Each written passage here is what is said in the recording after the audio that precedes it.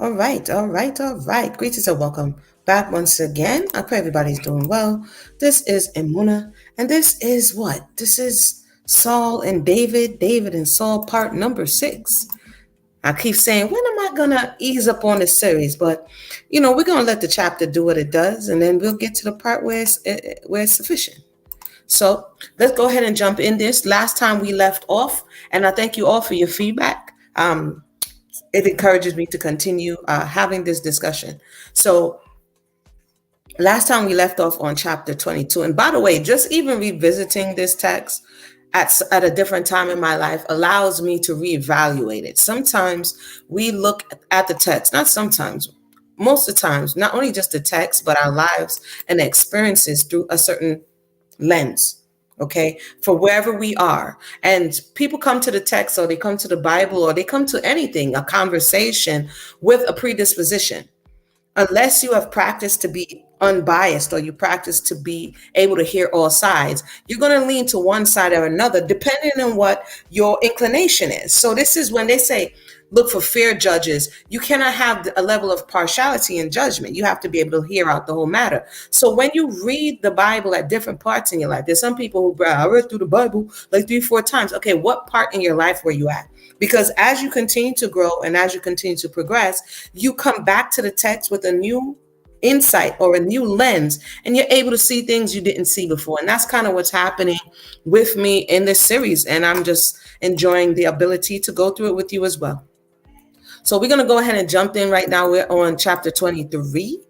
Chapter 23, okay? So far, it's been going on a lot. Like I said, according to the text, David is on the run. He's homeless. He's been offered. He's been tried to been off. His family is under surveillance. He got married to McCall because he paid up. He anteed up with the foreskins, okay? But Saul really intended for him to not come back home, right? The intention was, according to the text, the intention was that the Philistines, I don't want to misquote, that his daughter would be a snare to David, and essentially he would use the promise of marriage to lure David in, send him on a dummy mission, and David would die, right? But that didn't happen. He came back with more than Saul expected. So right now, David is exceeding people's expectations of him, and also he's under a lot of pressure, okay?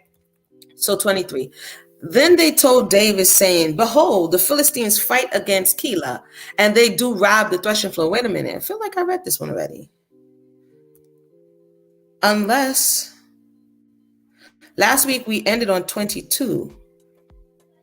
But no, I think I continued. This is 23. Right, when they came and said that they were robbing the threshing floor, and then he asked the Creator, are they going to turn on him? And they did. So let's jump forward to 24. We read that one. So much drama going on in David's life, eh? So 24, and it came to pass when Saul was returned from the Philistines, that it was told him, saying, behold, David is in the wilderness of En-gedi. Then Saul took 3,000 chosen men out of Israel and went to seek 3,000 and his men upon the rocks of the wild goats. Somebody wants you. You dislike that verse in the song so much that you have pursued this man relentlessly. Okay? And that you took 3,000 men with you. Hold on for 1 second. I know I told these young ones that I was going to do this. Hold on.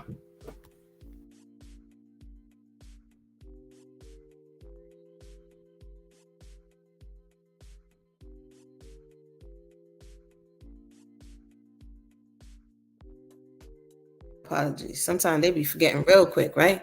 So you are so in your feelings. It was okay when he was putting his life on the line. It was okay when he was going up against giants. All that was good. But once he got that extra spin, them extra spins, once he went viral and he's getting too much cred, now you are obsessed. There's some people who it was all good when they too were shining, right? But now that you have in certain ways exceeded them, in the case of David, he exceeded Saul.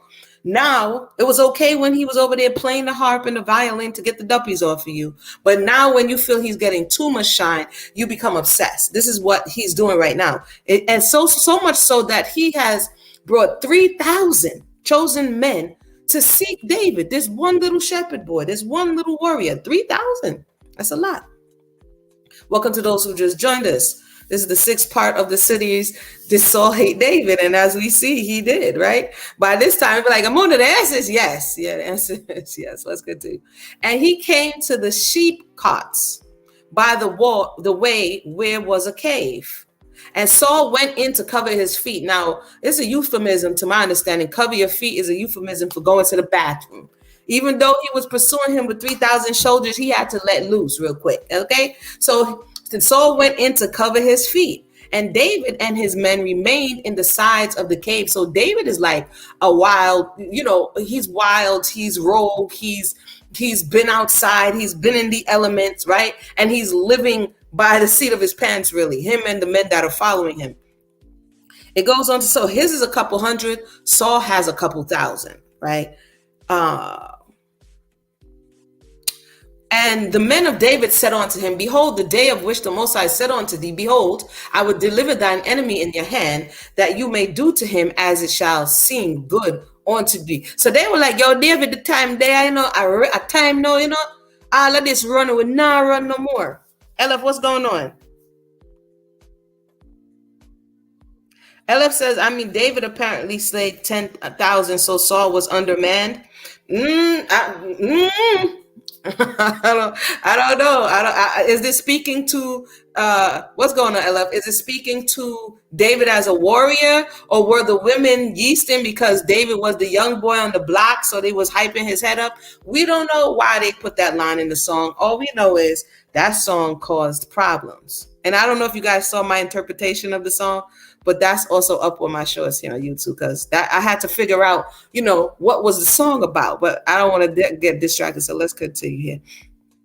And the men was like, yo, bruh, guess who I saw? Anywho, he says, and thou may do to him as it shall seem good unto you. Like, this is the dude who's been haunting you like a dog. This is the dude who keeps pressuring you and your family and everybody else. This is the guy. We finally got him. Then David arose and cut off the skirt off Saul's robe privily. David still had respect for Saul. There was something holding him back. Like I said, in my estimation, he would have been like a father figure. Because, and he may have had that respect of his elders or honor of his elders, that even though this person persecuted you in this manner, he refused to transgress that boundary, right? And it came to pass afterward that David's heart smote him because he had cut off Saul's skirt. So he didn't curse Saul, he didn't attack Saul, and still his heart smote him, meaning he felt convicted. He still felt away. That's really interesting. Was it because he was the king?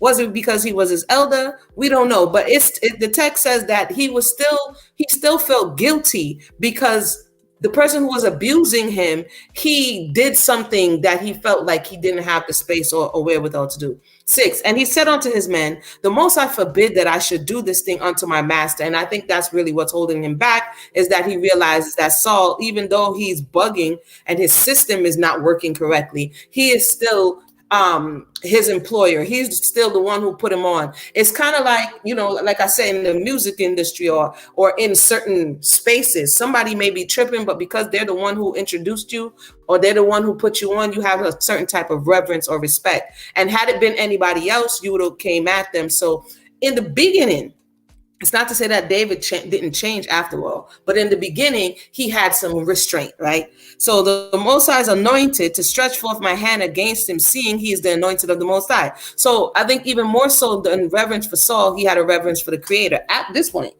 right? At this point, there's nothing on record as yet that he was wilding like he would be doing later on with the Uriah situation and the Bathsheba situation. At this point, he has reverence. So sometimes when people say, oh, the Torah says that David was a man after the Most High's own heart, at what point? So at this point, he's the persecuted, right? He's the one who's on the receiving end of a lot of this negative, bad energy. That doesn't say that later on he doesn't change. But at this point, the text is not yet saying, David was wicked, David was terrible. There, good people go bad and bad people go good, right? So let's continue. So David stayed his servants with these words, because the servants was like, yo, David, I don't know what's holding you back, but I know what time it is. and suffered them to not rise against Saul. But Saul rose up out the cave and went on his way. So it's kind of like Saul didn't even know what he just escaped to a certain degree. You know what I mean? You know how some people are oblivious to what could have just been their fate? David also arose and went out of the cave and cried after Saul, saying, my Lord, the king. So he's still showing reverence. And when Saul looked behind him, David stooped with his face to the earth. He's bowing. So this is the humble shepherd boy that, again, was at this point respectful, right? So he's bowing to the earth to somebody who wanted him kaputzi. 9. And David said to Saul, wherefore hearest thou men's words, saying, behold, David seek thy hurt. He's like, what are you talking about? You know what I mean? What are you talking about? What's really going on?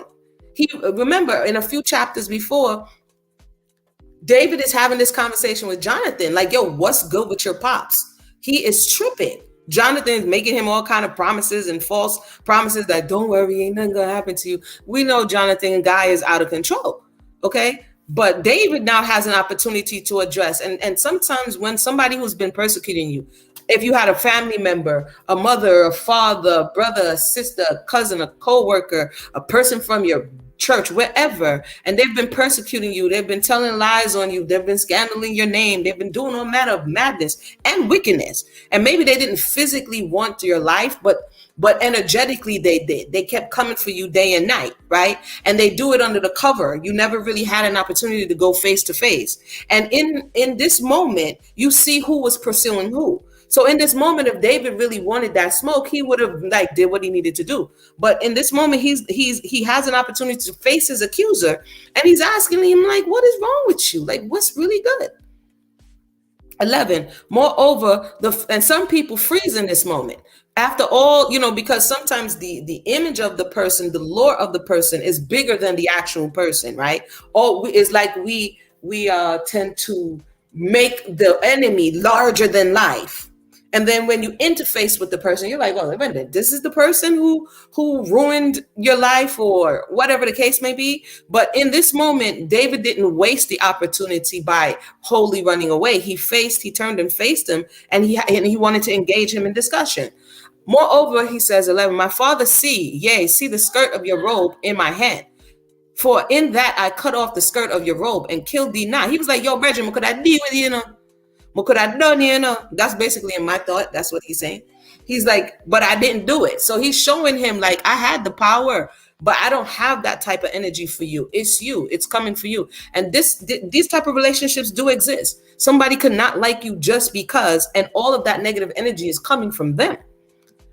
Now you and see that there is neither evil nor transgression in my hand, and I have not sinned against you, yet you hunt my soul to take it. Again, he's reiterating the fact that, yo, fam, this is unwarranted.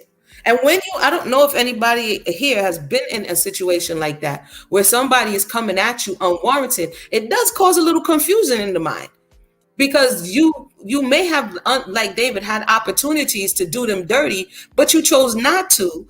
And well, in Saul's case, some people might say, hey, he had an evil spirit, but the evil spirit may be jealousy, covetousness, envy, who knows? Because all of that stuff lives on today, yeah? Let's continue. For those who just joined us, welcome. We are on chapter 24, making our way down, trying to learn from this experience. Don't kick your water. And hopefully we're able to get some enlightenment and continue to grow. 12. The Most High judge between me and thee. So when you call the Creator as a witness, as if the Most High didn't see what was going on the entire time, okay? Just it is that we sometimes are going through something and it feels as though there's no one coming to your aid, right? You're being wrongfully persecuted. You don't know what's going on. You don't have any ill intent or malice towards the person who's pursuing you. And at this point, David is like, forget this. The Most High judge between me and you, and the Most High avenge me of you. That means now he's calling the Creator. If David took this into his own hands and the matter into his own hands, he wouldn't have went about it when he's talking to Saul in this way at this time. Not to say that he doesn't have beef later on and he takes matters into his own hands, but at this appointed time, according to the text, he's saying that he's putting it in the hands of Creator. He said, but my hand shall not be upon you. So basically, he's basically like, yo, I'm not going to plan evil for you. Your time will come. You know what I mean? And some people, karma does them worse than anything you could ever do to them. Like the way life, if you allow life to do what life does, because in this case, who is he going to go to? The king is supposed to be like the high court. So if the king is corrupted, who is David going to make his plea against? Who's going to listen to that matter? You know what I mean? Like he went to the priest. The priest wasn't able to do nothing for him. He went to the son wasn't able to do. So at this point, he has to put it in the hands of the creator. But let's continue. And oftentimes when it's a parent, especially when it's a parent or a grandparent, the child feels as though their hands are tied with the situation, because in the case of David, calling this person to task seems to be beyond them. 13. As says the proverb of the ancient, wickedness proceed from the wicked, but my hand shall not be upon thee. So, some would say shade, but he directly said, yes, they're too wicked. He's like, yo, you wicked, but don't worry, you're going to catch it. 14. After whom is the king of Israel come out? After whom does you pursue? After a dead dog? After a flea? So basically, he's lowering himself in the sight of Saul. He was like, yo, son, you doing all of this for me? Like, you're the king. What is really good with you? 15.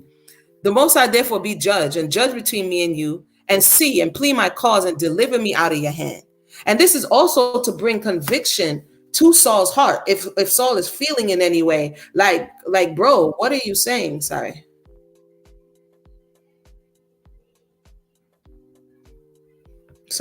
I'll check that in a minute. To say what's going on with you. Can you do better? I'm sorry, that threw me off for a second. And it came to pass when David had made an end of speaking these words unto Saul, that Saul said, is this why your voice here? No, y'all know Saul ain't. Yo, I tell you, Saul be acting like he had all the onset of dementia, man. Pray for the brother. He said, is this that voice, my son David? What the? Saul. You came outside with 3,000 men. I'm quite sure you had another Philistine battle to fight. You pursued this guy up and down the Negev, up and down the land of Judah.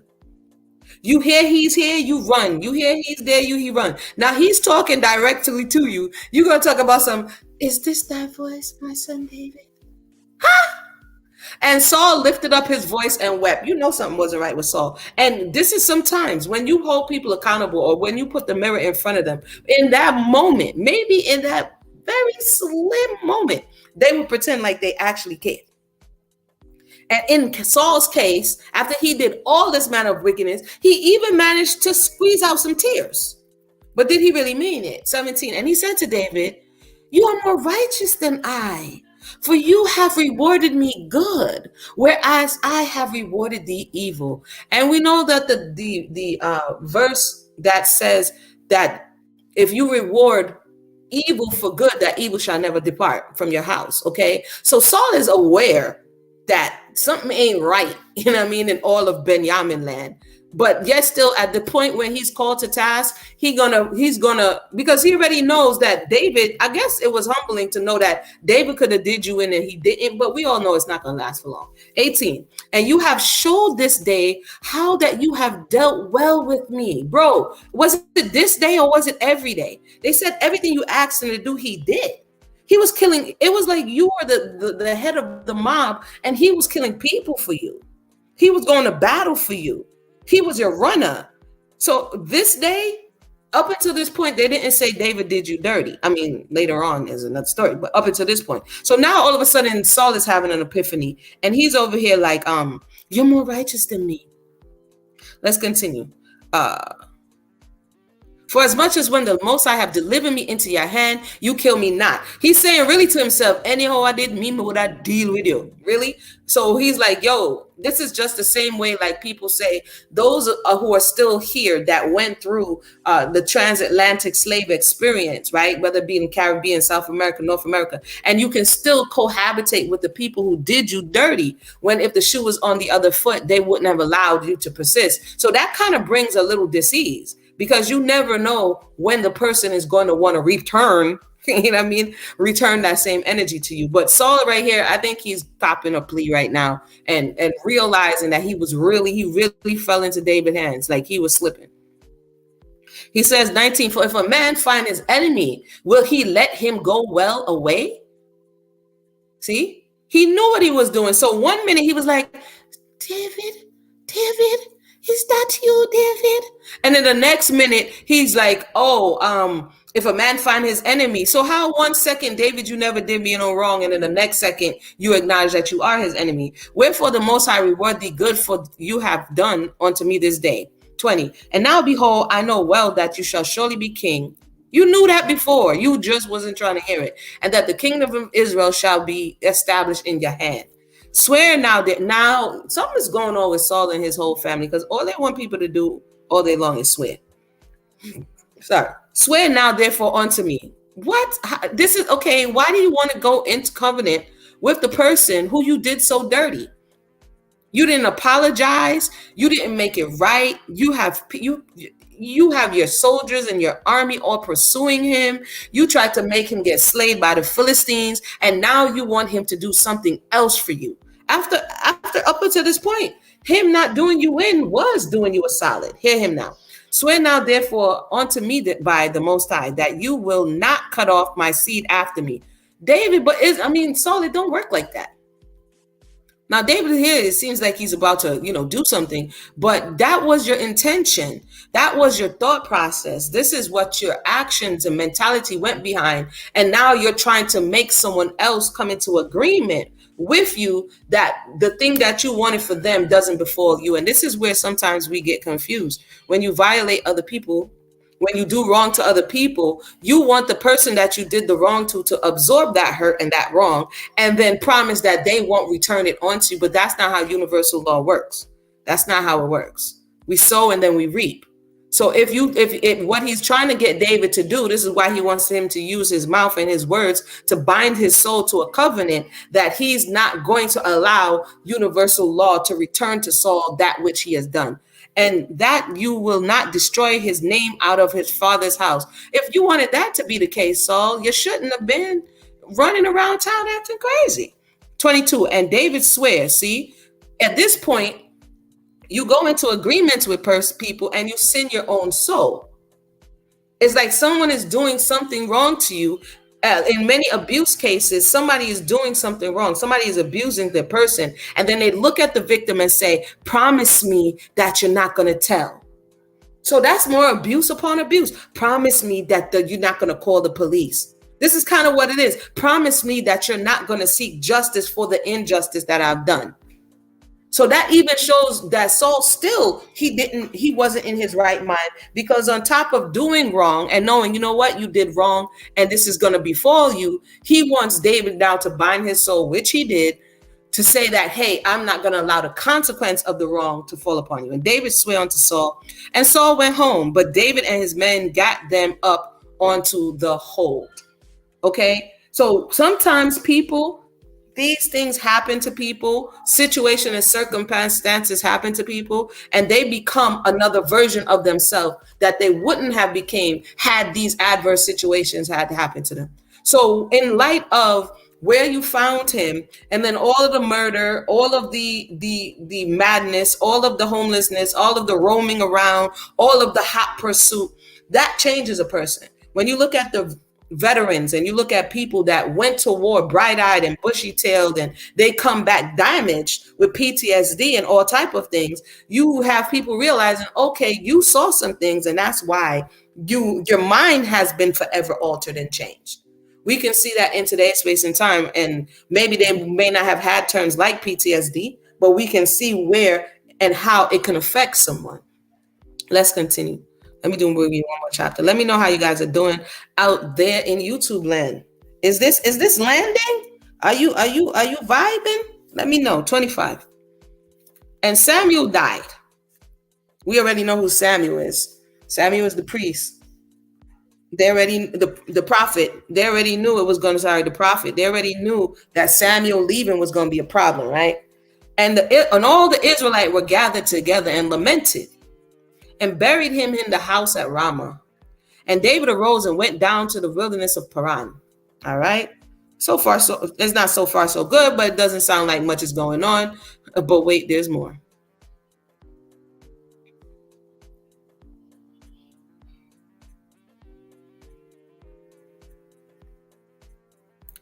I'm gonna read that in a second, LF. That's something to consider.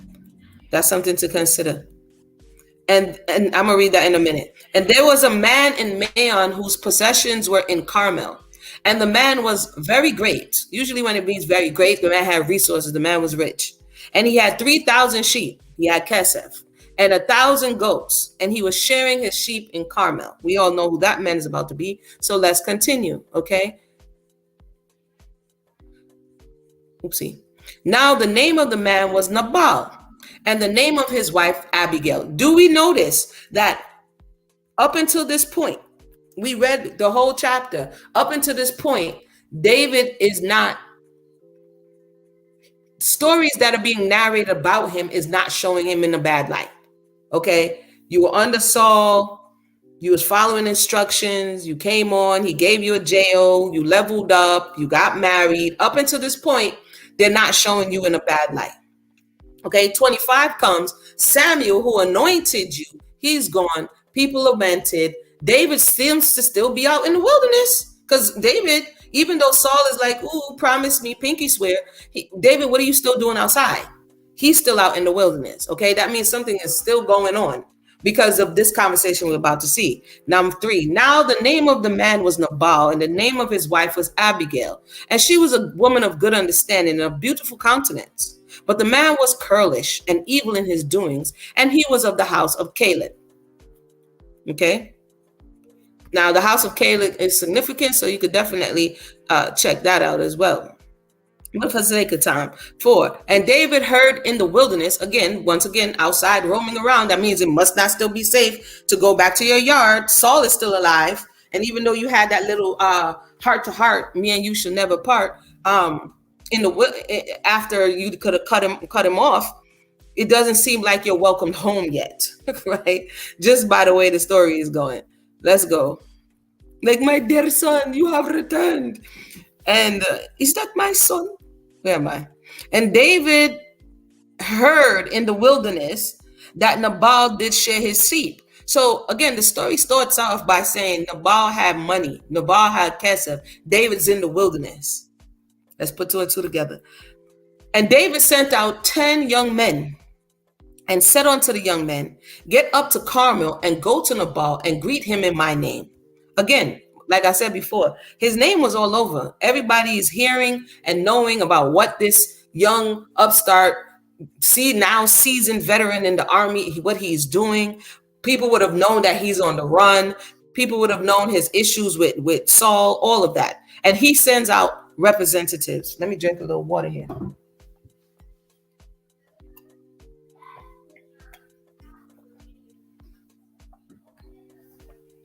And he said, greet them in my name. Because right now he's like, you know what I mean? My name carries some weight. So greet them in my name. Don't just go out there and, ask some questions.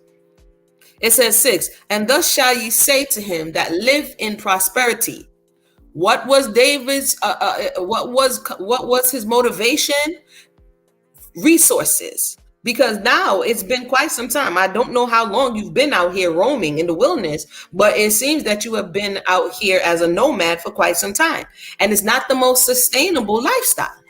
Okay. So he hears the story opens up by citing all of the prosperity that the man has. So the reason that David's approaching him, because he wants some of that. Okay. Now, and thus shall you say to him that live in prosperity, peace be unto you. And peace be to your house, and peace be unto all that you have. And now I have heard that you have sharers. So again, once I said this Twitter fingers, the information is really going. You know what I mean? David's like, yeah, I heard that you have sharers. Now your shepherds, which were with us, we hurt them not. Like, we hired ourselves to protect your investments. Neither was there missing onto them all the while they went Carmel, because we be outside. It's like you walk on a certain block and the block is held up by certain men, and because you came on the block and they looked out for you, right? And even though you didn't have a formal agreement with them, now they feel as though you owe them a solid because they didn't let you get violated, because David was being a bit rogue at this point. if in my estimation, because he was not officially hired, but now he's trying to strong arm Nabal because he feels that you have it, so you should give it to me. And this is where the story starts to go sour.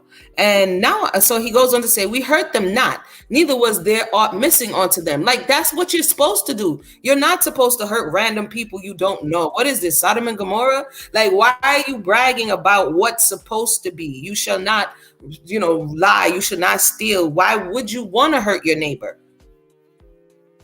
Why would you? So he's giving him things that showed you that the state of affairs, and it's interesting that the chapter opens up that Samuel is dead. Now Samuel is the one who anointed David, so that old leadership is turned over, and things seem to be a bit rogue. All the while they were in Carmel. 8, ask thy young men, and they will show thee.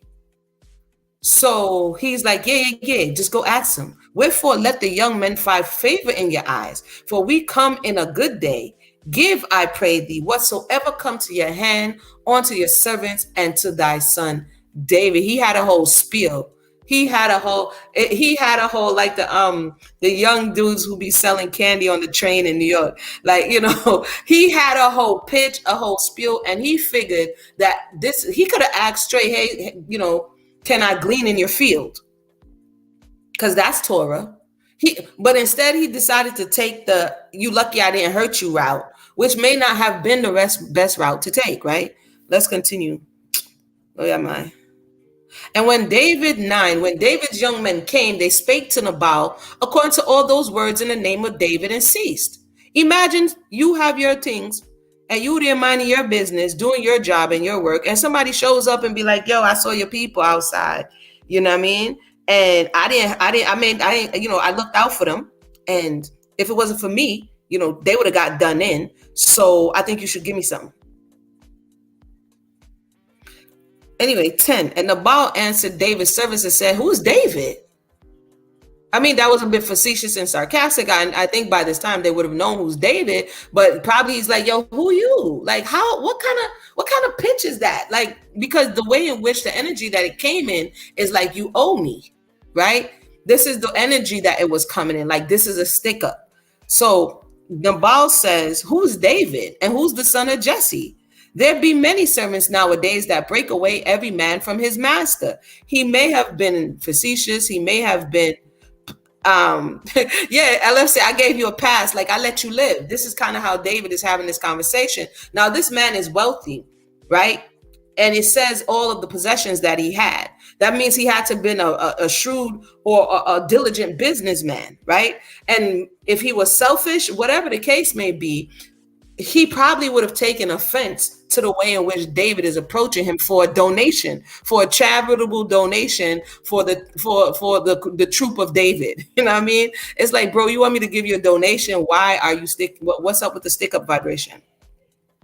So it says 11, shall I take my bread and my water and my flesh that I have killed for my sharers and give it unto men whom I know not whence they be? So basically David is showing up at Nabal's place of employment and demanding to get a paycheck when he wasn't officially hired.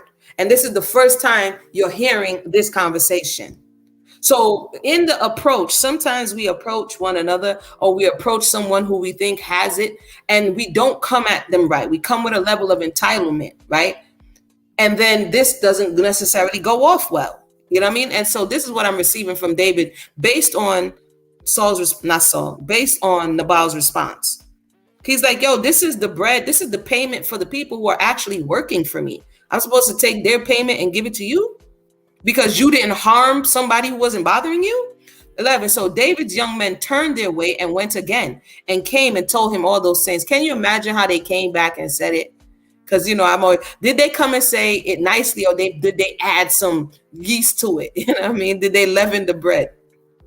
13. And David said unto his men, see, this is what makes me think they leavened the bread. First of all, Nabal did say it. He had some stank on it. He had some like, get out of here, right? But by the time the young men came back with the story, here David now, 13.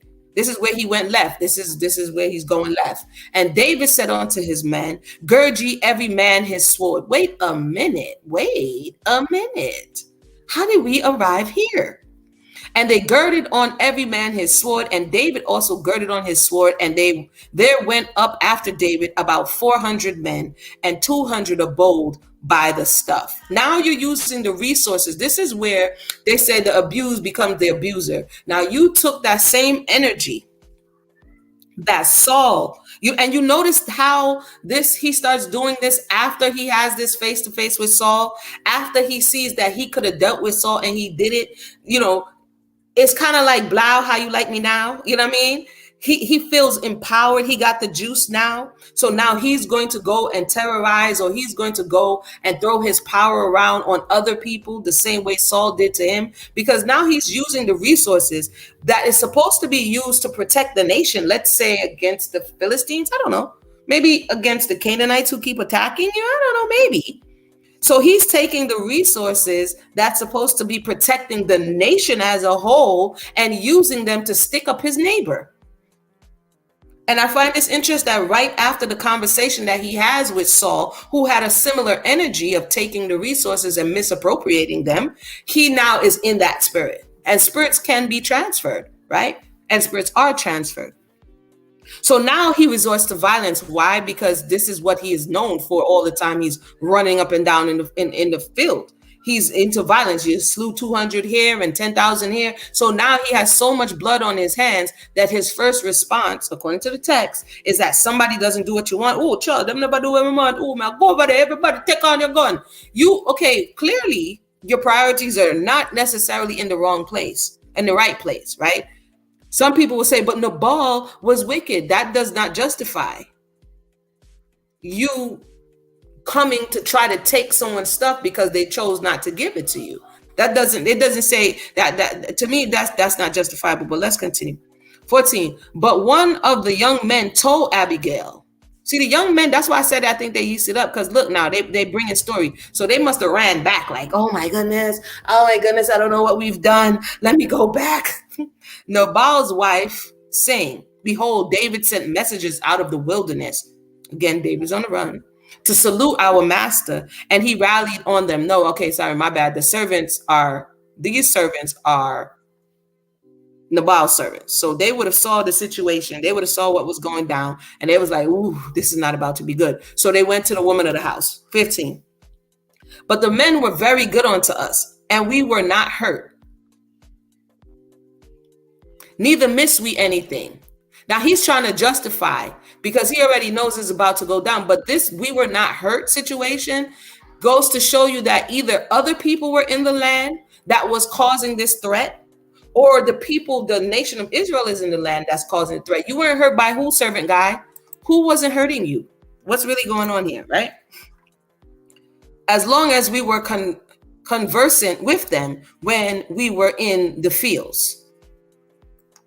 But once again, they did not have an official discussion.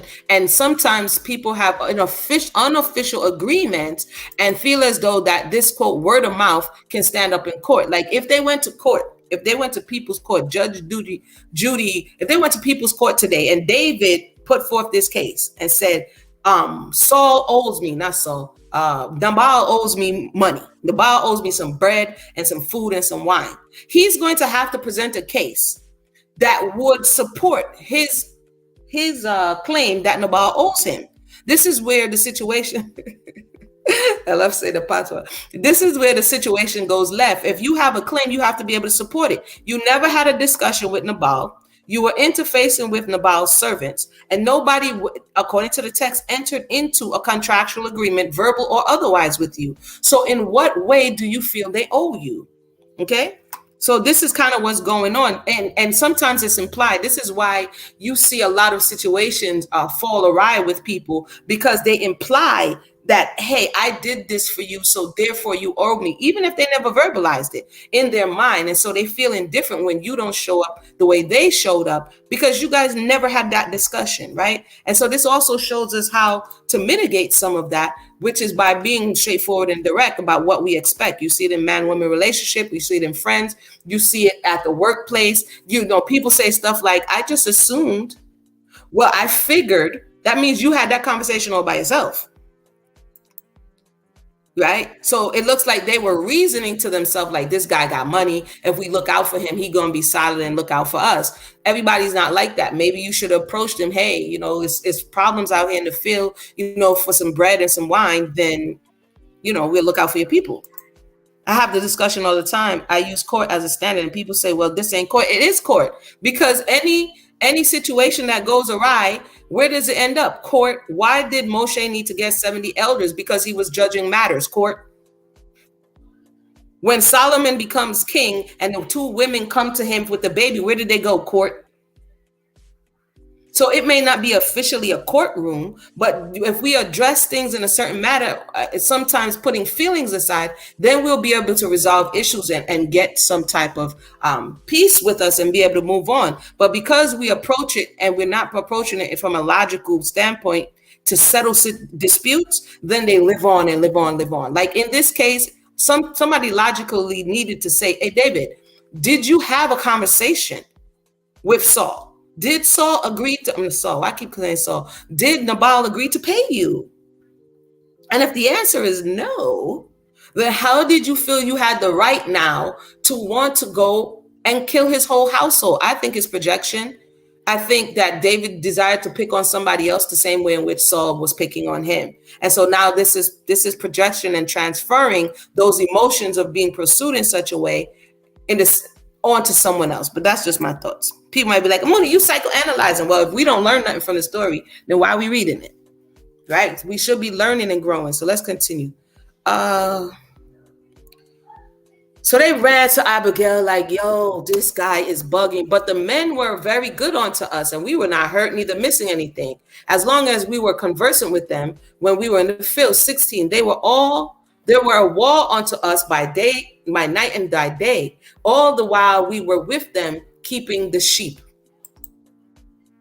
Bro, Raquel was outside by her onesie keeping the sheep. It was dangerous business outside keeping the sheep. David would have known that because he was outside keeping his father's little sheeps, okay? And so I'm not saying that, but they knew who sheep they was also keeping. So again, some people may show up and hang around because they want something from you, and they're not coming out and saying that they want something from you. They're assuming because they're present that you're going to now feel obligated to give them that thing. And that's the part for me that if they were more transparent and forward with the conversation, then he wouldn't have tried to sin his soul by trying to take a whole people out because one person said they're not giving you nothing. He could have been like, hey, do you have any job openings? I can be your servant's bodyguards. I don't know. Since you know he had money, how come you didn't look for a J.O. over his crib? Okay, let's go. 17. Now therefore know and consider that you will do, for evil is determined against our master and against all his household, for he is such a son of Belial that a man cannot speak to him. So again, it's not saying that Nabal didn't have issues, but one doesn't justify the other. Two people could be wrong at the same time. David can be wrong. And that's what I see oftentimes when people had Bible studies with people. It's like, okay, this person is wrong. That means this person had to be right. No, both of them could have been wrong. He could have been a son of Belial, and David could have been wrong by making an assumption, right? And so, and that's kind of, for me, what's going on. It goes on to say, for he's such a son of Belial that a man cannot speak to him. 18. Then Abigail made haste and took 200 loaves and 2 bottles of wine.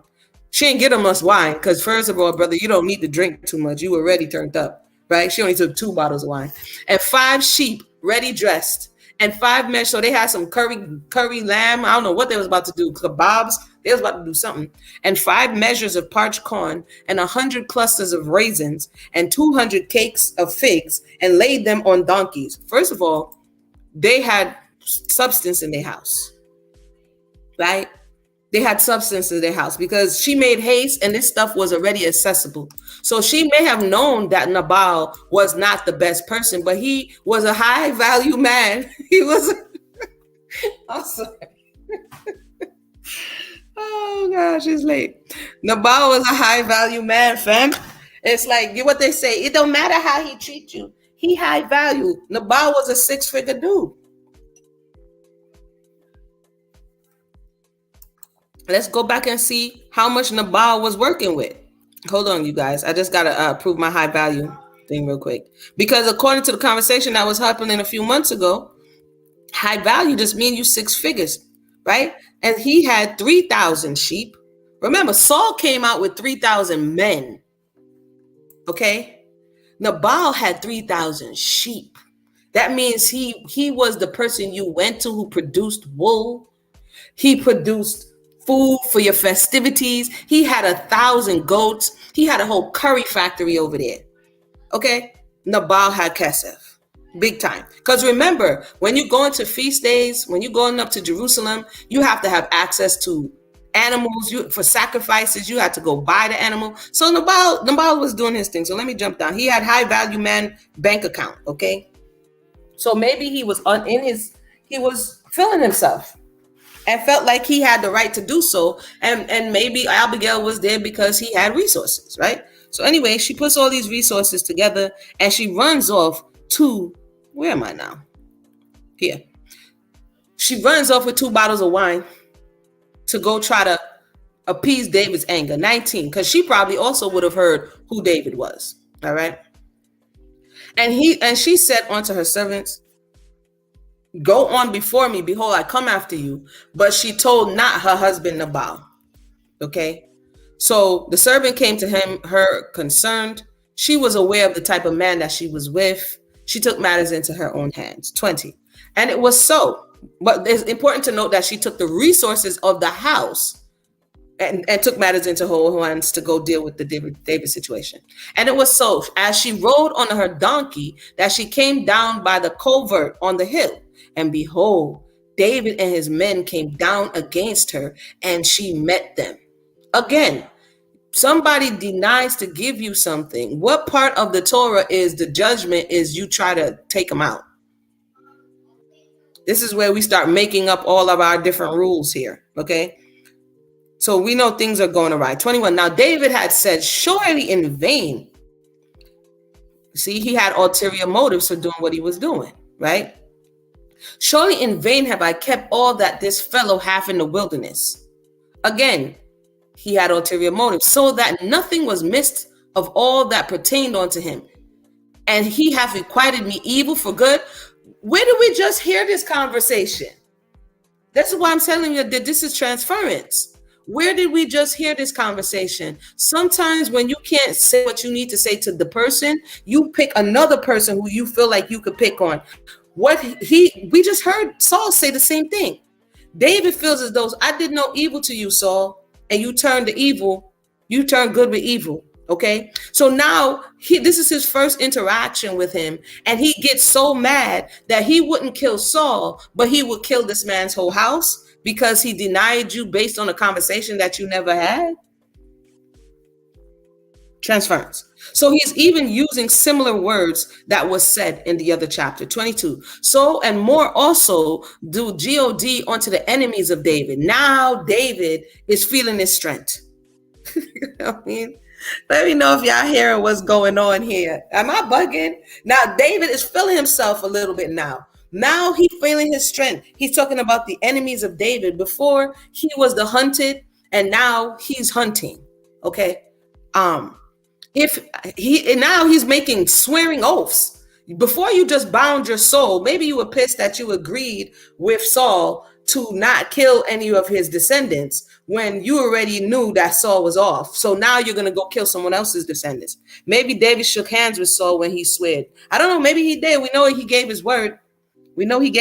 But you know, when somebody does something and sins against their own soul, like you knew deep down inside that you didn't want to agree to that, but you did, right? And so now he seems like somebody who has been compromised. So now he's talking big talk. He says, if he leave all that pertain to him by morning light, any that piss against the wall. David, why does your anger towards Nabal sound like kind of what you wanted to do towards Saul? What did all of the men, because all that pertained to piss against the wall is back in the days discussion about men, because men stand up and pee, right? So he wants to kill all of the men of Nabal's house when in good in just the kindness of your heart you stood guard. Like, this doesn't add up. You know what I mean? It's not giving what it's supposed to be given. 23. And so he's jaded at this point. And when Abigail saw David, she hasted and lighted off the donkey and fell before David on her face and bowed herself to the ground. Now, David just also did a similar action, right? When he was in the presence of Saul. There's some parallels here. To my understanding, the text doesn't say she knew David, she met him. What did she know of him that she felt, you know what? Let me go ahead and try to appease him in this situation. They heard things. You know what I mean? Word was traveling. So she does similar actions as she shows reverence. 24. And fell at his feet and said, upon her, Lord, upon her let this iniquity be. Now, this also sounds similar to what, just in the verbiage, similar to what Raquel said to Jacob, to let the iniquity be upon her. But the text says that the soul that sins shall die. So for her trying to absorb the iniquity, right, of her husband in David's presence, maybe that was a play for him to calm down. Whatever it was, we know he calms down, but energetically, how is that possible, right? But anywho, let's continue. And let your handmaiden, she says, she prays, speak in your audience and hear the words of your handmaiden. So she's trying to appease his anger, essentially. So some women say, how does your words upset the man? The words of women do pierce the hearts of men, okay? And she understood that. So she played the humble. She didn't go waving her finger, moving her neck, came. She didn't come with insults. She just was like, yo, let me play the humble right here, because this is some serious stuff. Let's continue. Where we? Let not her Lord or her master pray regarding this man of Belial. So now, in the presence of David, she is putting down the husband, right? Even the Baal, which is kind of wild, because she's using the resources, even though the husband may be wicked, she's using the resources from the house to appease David, but David's entitlement to the resources are not just to begin with, right? So it goes on to say, for as his name is, so he is. Nabal is his name, and folly is his game. No, Nabal is his name, and folly is with him. But I, thine handmaiden, shall not the young men of my Lord, whom thou didst send. So basically, she was like, yo, the word didn't get to me. You understand? It passed me. It got to old boy. And you already know, according to his name, he's not even all the way there. Now, therefore, so she threw Nabal under the bus. She's saying, as the Most High live and as your soul lives, seeing the Most High has withholden thee from coming to shed blood. That means they would have heard. How did the servants of Nabal know that David was planning to shed blood? Because the last time we heard, the servants came of David, the young men of the army, they came, and when they got the answer, they left. So how did Nabal's servants hear that David was going to shed blood? Word is traveling right now. They're doing the Olympic Usain Bolt 100-meter dash, okay? And for avenging yourself with your own hand. Now let your enemy and let thy seek evil, what? And they that seek evil to you be as Nabal. That was a lot. It's not, Abigail, you could have just been like, yo, bro, you was hungry, here, go to food. You didn't have to intertwine yourself in this way.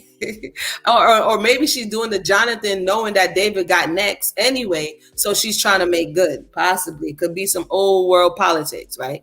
27. And now this blessing which thine handmaid have brought unto you, let it even be given unto the young men that follow you, right? So she could have just came out and said, hey, the food you was asking for. But she felt the need to, zhuzh it up a little bit more.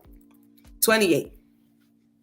And she prays, I pray thee, forgive the trespass of your handmaiden, for the Most High will certainly make her master a sure house. Because she keeps saying, my Lord, which I don't like. Fight the battles of the Most High, and evil have not been found in thee all thy days. So they would have heard what he was doing. It was traveling around town. And she's using the Lord, the conversation of David before this time to say that evil wasn't found of you. But in this moment, he's veering. Some people be like, nah, Muni, he's not. And you're free to share your thoughts. But in this moment, in just observing the storyline, he's veering. He's veering off at this point because he's now taking matters into his own hands. Why didn't he, just like he asked about the other nations, why didn't he beseech the Most High to see what should be done of this? Why did he take the matters into his own hands? It's kind of like if Moses got in trouble because he hit the rock and he didn't speak to the rock. And the Most High said, because you've done this thing, right? How is it that in one hand, David beseeches the Most High as to whether he should go to battle or the people going to turn against him? And in the next second, when you feel slighted, you don't beseech the Most High to see whether or not this play that you're about to move is a good move, right? So this is when you see sometimes your foot starts slipping when, you get in a position of power. Let's continue. 31.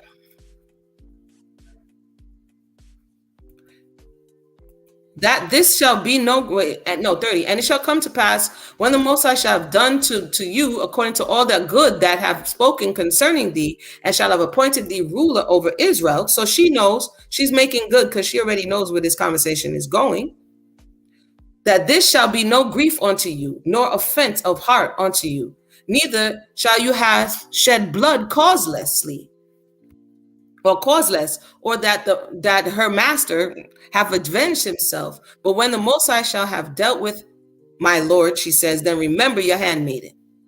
So basically, she's like, I know this dude gonna catch what's coming to him, and remember me. You know what I mean? 32. And David said to Abigail, bless. So she was securing her position, much like Rahab was securing her position. When she heard that Israel was coming into the land, and she hid them, and the whole red string in the window conversation, and they made a covenant with her. We see certain themes repeated throughout the text. Rahab had a sit in a conversation. She was trying to secure herself to make sure that when this change of power happened, that she wasn't caught up in the crossfire. Where are we? So David says to Abigail, blessed be the Most High power of Israel, which sent thee this day to meet me. Now you're praising the Most High. So sometimes we do wild stuff and we think we are absolutely right in what we've done, right? Because no one who's going to come out and say, that was wrong. Some people think it's okay to do wrong to people who ain't right. That's correct. Some people do think that, Aleph, and I think that that's what's going on. It justifies like the person is not right anyway. So then you're justified in doing wrong to the person who's not right. But in reality, beyond that person, whatever energy that you just put out is going to come back in some way, shape, or form. You know what I mean? Let me know if everything is still good on your end. I see my signal dropping a little bit. So, but you may think that's what you're doing to the person in the same way Saul thought he was justified in doing what he did to David. Now, David internalized that and thought he was justified in doing what he did to Nabal. And even if Nabal is out the way, the energy that David put forth in the earth will ultimately return, right? And then you'll say, well, what have you done? So, where am I? 33, and blessed be thy advice, and blessed be you. Now he's sweetening up to Abigail now. My signal is clear. All right, cool. Which has kept me this day from coming to shed blood, and from avenging myself with my own hand. Remember, the chapter started off by saying that Samuel, the prophet, is dead, which oftentimes, like Nathan comes later on and checks him. Sometimes people, when they get in the moment, need some type of outside person to bring you to the understanding that you're violating right now. So at this time, there's again, someone saying they're not going to give you something. Is that reason enough for you not only to try to shed their blood, but try to shed the blood of everybody in their household, including the servants that you protected? So he said at that point that she saved him from avenging himself with his own hand. For in very deed, as the Most High of Israel live, which have kept me back from hurting you, except you have hastened and come to meet me. So now he's saying that the Most High held him back from hurting her. It's like, David, why was you trying to hurt them in the first place? If it didn't work when the servants went over there, you could have went over there and be like, yo, I want to talk to you. But at this point, you're the mighty warrior, so you feel that might is right. Surely there had not been left unto Nabal by morning light any that pisseth against the wall. So you want to wipe out an entire population of people because they didn't bring you 2 bottles of wine and some cakes? So David received of her hand that which he had brought him, and said unto her, Go up in peace to your house. See, I have hearkened to your voice, and have accepted thy person. So basically, she paid him off. She paid him off. 36. And Abigail came to Nabal. Remember, this is the same David that went to the house of the Most High and misled the priest, right? Remember, he was concerned when he heard that all of the priests' family had died, all of the men that pissed against the wall. He was concerned when he heard that, because it was through his action that Doeg, the Edomite, aka Vlad, was able to come back to Saul and tell him, and Saul murked everybody of the house, right? Now here David is trying to murk everybody in the house that had nothing to do with the issue that you were having, according to the text. So I find a way, like I keep saying, that you take the abuse and you internalize it, and now you're looking to perpetrate it on someone else. Let's continue. And Abigail came to Nabal, and behold, he held a feast in his house. I need some water. We're going to wind down after this one.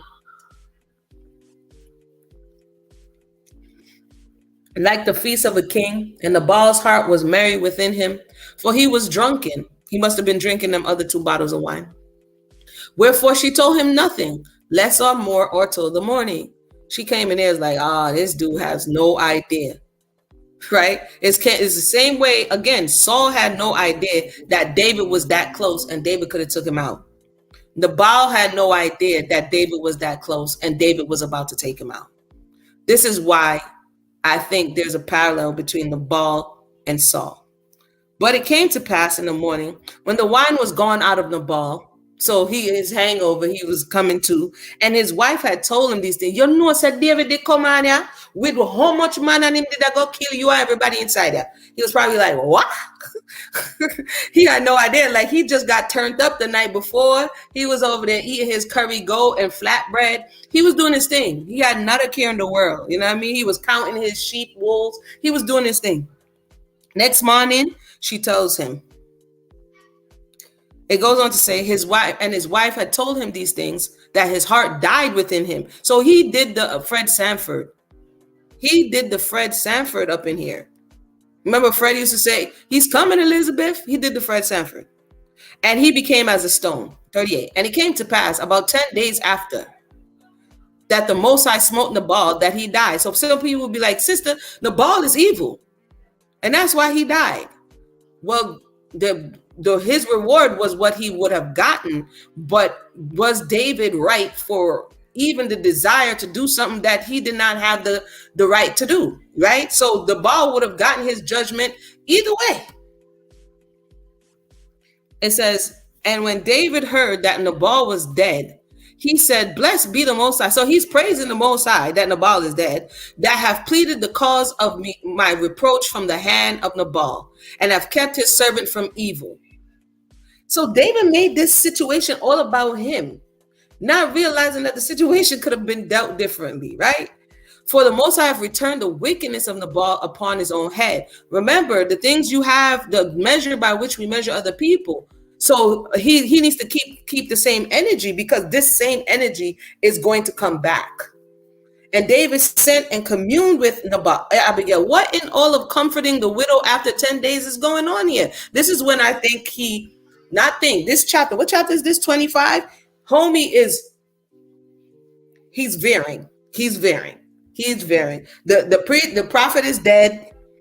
Now, it appears that Saul is not in hot pursuit of him anymore, and now he has time to start doing some questionable things. This was questionable, my brother. 10 days after you rejoiced about this man's death, you find yourself, what does it say here? You find yourself, what? uh where am I? Sent and communed what with Abigail to take her to him as wife. I saw a video recently on YouTube, and the title is like Pastor consoles widow and gets with widow. Let me see if I can find that video, because David, this right here is questionable. This is not in good taste. People be like, what did he do wrong? If Nabal, first of all, if you're not Nabal's kinsman, right? Like in the case of Ruth, in the case of kinsman and Redeemer, right? And she didn't have any children for Nabal, then my friend, you are not the next in line, honey. You're not the next in line. You're not the next in line. Because somebody within his family line, according to Torah, would have had to been the one to take her to wife. Because that first child that they bear together will be in the name of his brother or his kinsman. Hold on 1 second. So just off the rip, first of all, 10 days? 10 days? A week and 3 days? And you over there, what is the word? What does the text say, David? This is when you went left. You communed? I got to look up the Hebrew for what you was communing? What's going on here? So again, people can start off good and end up bad. It happens all the time. And sometimes we hold on to who they used to be, but the reality is that person went bad. It's like fruits. You could have picked the fruit and the fruit was good, and then the fruit sat too long and the fruit spoiled. Let me finish. I can't find that one right now. I'm going off track. So he goes and communes with Abigail, whatever that means, to take her to him to wife. So bro, what did you cut her hair and pare her nails too? Anyway, and when the servants of David would come to Abigail, remember, Michal, the one who was in love with him, she back at the palace. But he has issues with that side of the family. So now he's out here doing injustice, right? Let's see here. Wait. 41. And she arose and bowed herself on her face to the earth and said, behold, let your handmaiden be a servant to wash the feet of the servants of my Lord. She's like, she already made the covenant with him earlier. Like, yo, when something happens to old boy, don't forget me. You understand what I'm saying? So she already positioned herself to be secure, like I said, because they already would have known what was going on in the nation. Saul wouldn't have been the right family to get in with. Jonathan, he don't got next. David has next. And there's people who are kind of hedging their bets and getting in position. 42. And Abigail hasted and arose upon a donkey with 5 damsels. She brought all her handmaidens, like, let's go, of her that went after her. And she went after the messengers of David and became his wife. 10 days later. 43. David also took Achinoam of Jezreel, and they were also both of them his wives. So right now, David Boswe right now. Okay, 44. But Saul had given Michal, his daughter, David's wife, to Phalti, the son of Laish, which was of Galium. I think that's interesting to note, because the author is noting that David Boswe at this time, he's doing the most, but let's not forget Michal. She's still Saul, because Saul just wanted to use Michal, according to the text, as a snare. So the intention wasn't really for her to be with David. But when the snare thing didn't work, he takes her, because remember, David is on the run for how long? They don't know when he's coming back. And he takes Michal and gives her to someone else. So David is now collecting women out here, running around in the wilderness and connecting women. This is important to know. So at this point, this is the turning point chapter, according to for what I've seen, that he goes from, like I said, the hunted to the hunter. He goes from the victim to, in some cases, victimizing other people, and then justifying it in the same way Saul justified pursuing him. Let me know your thoughts, and then I'm going to go ahead and wind down. That again was just so insightful. Just looking at it from a different lens. It's important to see how and why things progress, and why, if we look for the patterns in our life, we can see um we can see things that repeat. Now, LF was saying here, not to go off topic. That's why I had to read it later, LF. Y'all know I'd be going off topic. I just seen a video of people hunting bears. It was sad, but a bear can take a shot from a high-powered rifle and will be alive to kill. So I can understand David looking at Goliath like nothing. Yeah, yeah, exactly. He was out here doing the most. Again, his experience outside, maybe he had those experiences and those scary experiences. But like you said, he was built differently. And in the beginning, he was humbled according to the text. But as time went on and he became hardened and more exposed, then we see different elements starting to creep in. And the reality is, who's really going to talk to him at this point? He's the captain over many. His family came out and met him. Now he's the captain over many. The person who was the captain over him is no longer in charge of him.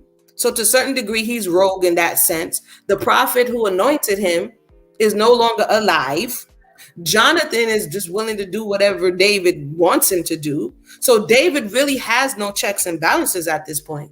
Like, who is going to put him in his proverbial place? And when you get to this point, and you see this in a lot of camps, unfortunately, you see this in a lot of organizations, the person at the top, the person at the head, if they have nobody who they're accountable to, nobody who can reason with them, sometimes, a lot of times, they go rogue.